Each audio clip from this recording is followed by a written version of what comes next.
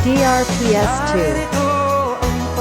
Ang diwa ng Pasko ay nagpapaalala sa atin sa buod ng ating pagiging Kristiyano ang pagmamahal sa atin ng Diyos Ama sa pag-aalay niya ng kanyang bugtong na anak upang lahat tayo ay maligtas. Pag-alabin nawa natin ang liwanag ng pagmamahal na alay ni Jesucristo, DRPS2. hindi lamang ngayong Pasko, kundi sa araw-araw nating pamumuhay. Maging tanglaw sana tayo ng pag-asa sa ating kapwa kahit pa napakaraming pagsubok ang dinanas natin sa mga nagdaang buwan.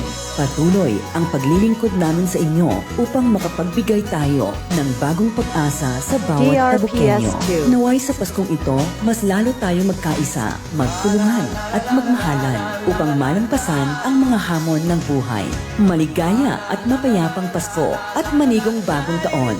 Mensahe mula kay Tabuk City Councilor, Engineer Mark Rainier, Baile, Dugyang. DRPS2. Sa atin lumikha